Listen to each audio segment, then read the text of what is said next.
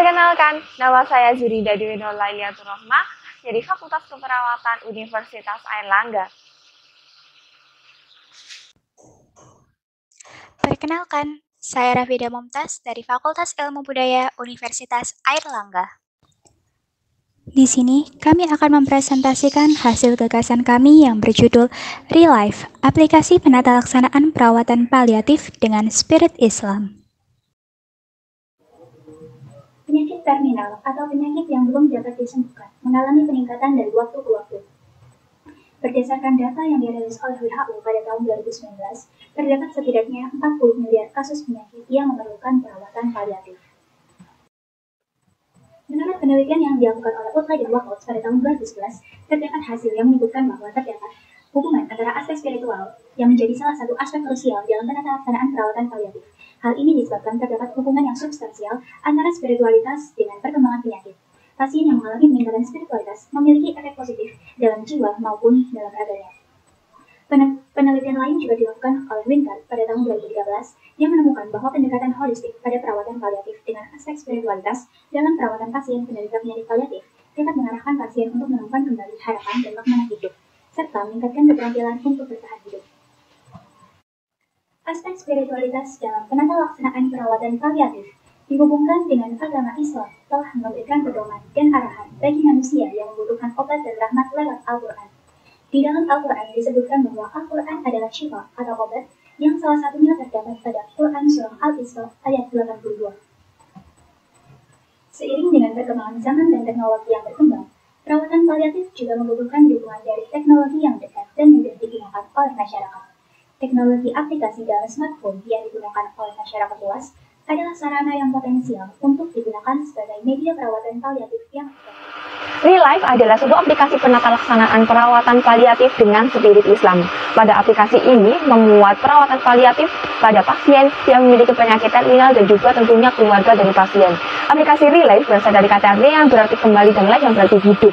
Kita di sini bermaksud bahwasanya ingin membangkitkan kembali semangat para pasien dan tentunya dengan basis yang Islami untuk meningkatkan kualitas hidupnya.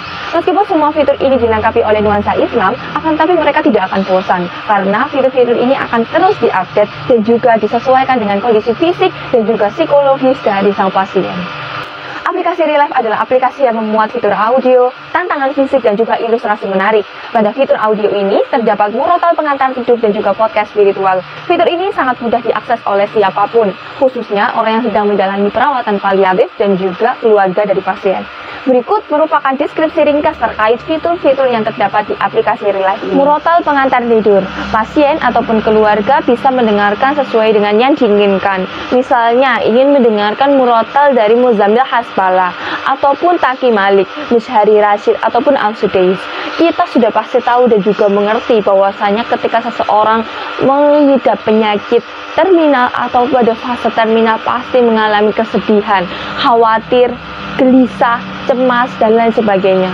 Semua rasa ini akan diredam oleh Al-Quran. Tujuannya agar pasien dan juga keluarga setelah mendengar murotal ini menjadi lebih tenang. Podcast spiritual. Pada podcast ini memiliki beberapa konten spiritual yang dapat dipilih oleh penderita penyakit terminal yang sedang menjalani perawatan paliatif. Tujuannya yaitu untuk meningkatkan kembali kualitas hidup sang pasien. Berikut merupakan konten-konten yang terdapat pada podcast spiritual dalam aplikasi Relife.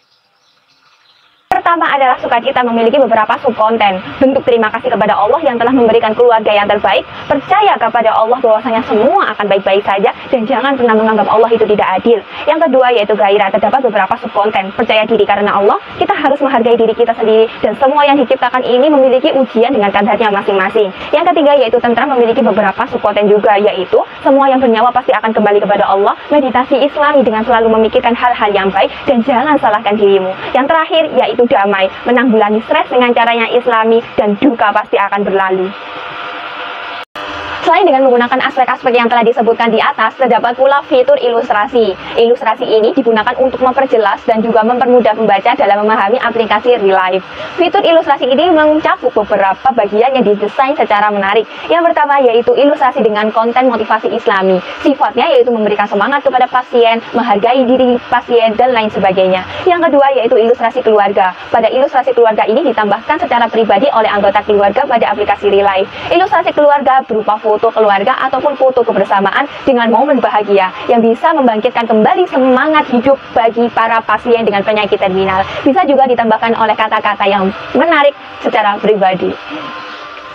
Yang pertama adalah tantangan sholat. Tantangan sholat ini dimulai dari sholat wajib yang tepat waktu hingga baca sholat sunnah. Sholat malam misalnya dilakukan secara 30 hari berturut-turut. Yang kedua yaitu puasa sunnah. Banyak pakar-pakar kejiwaan ini mengobati orang-orang yang mengalami gangguan jiwa, misalnya dia ini sedih, depresi, frustasi, kegelisahan yang mendalam dan lain sebagainya. Dan puasa ini dianggap sebagai obat yang manjur untuk mengobati penyakit-penyakit ini. Dan masih banyak lagi penyakit-penyakit lainnya yang dapat diobati dengan menggunakan puasa sunnah. Yang ketiga yaitu membaca Al-Quran. Bahwasanya sebagian ayat-ayat dan surat-surat yang ada di dalam Al-Quran ini dijadikan sebagai obat atau penyembuh terhadap suatu penyakit secara spesifik. Dan yang keempat adalah olahraga zikir, di mana olahraga ini merupakan olahraga ringan yang dapat dilakukan oleh penderita penyakit terminal dan disesuaikan dengan kondisi mereka. Misalnya gerakan kaki, tangan bersolawat dan lain sebagainya. Dengan melakukan aktivitas fisik ini mereka akan mendapatkan hasil dengan suasana yang lebih hidup dan juga lebih bersemangat.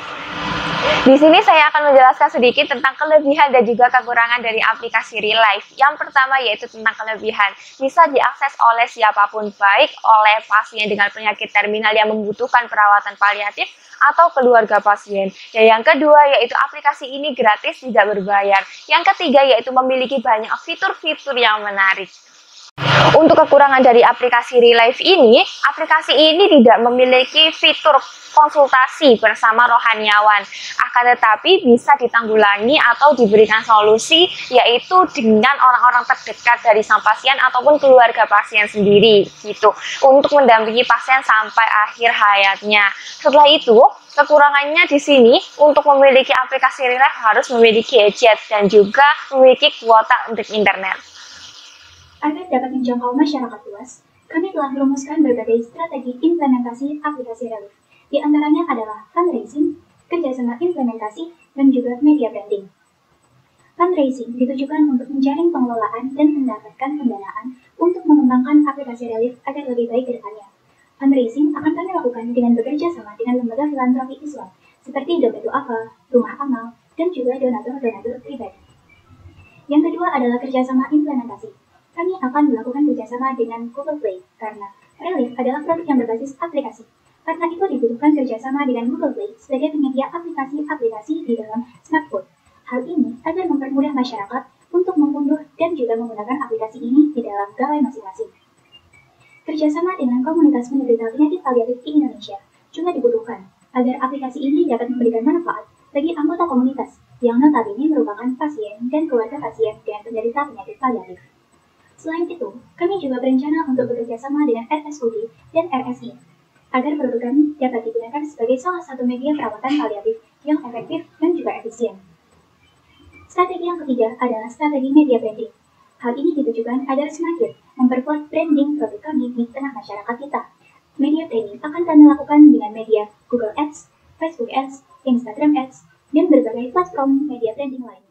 Berikut adalah bagian strategi implementasi dari aplikasi Real Life. Dimulai dari minimnya perawatan paliatif di Indonesia yang tidak dapat mengakomodasi banyaknya pasien yang membutuhkan perawatan paliatif. Hal ini kemudian mendorong terbentuknya gagasan aplikasi Real Life agar dapat memberikan kemudahan bagi pasien maupun keluarga untuk melakukan perawatan paliatif melalui aplikasi digital. Untuk mengimplementasikan aplikasi Real Life dibutuhkan berbagai strategi yang mendukung, seperti fundraising, kerjasama implementasi, dan juga media branding. Dengan mengimplementasikan aplikasi Real Life sebagai salah satu penata laksanaan perawatan paliatif, dapat memaksimalkan perawatan paliatif di Indonesia. Tingginya angka pasien yang membutuhkan perawatan paliatif di Indonesia mengakibatkan perlunya metode perawatan paliatif yang efisien dan efektif sesuai kaidah agama Islam dan juga perkembangan zaman. Untuk menjawab permasalahan tersebut, Real Life hadir sebagai aplikasi perawatan paliatif dengan spirit Islam yang memiliki banyak fitur dan keunggulan dibandingkan metode-metode lainnya. Pemanfaatan teknologi digital sangat penting untuk dapat beradaptasi dengan perkembangan zaman. Karena itu, inovasi dan gagasan baru terus dibutuhkan untuk menjawab permasalahan-permasalahan yang telah terjadi. Demikian presentasi dari kami, semoga dapat memberikan penjelasan bagi kita semua. Terima kasih.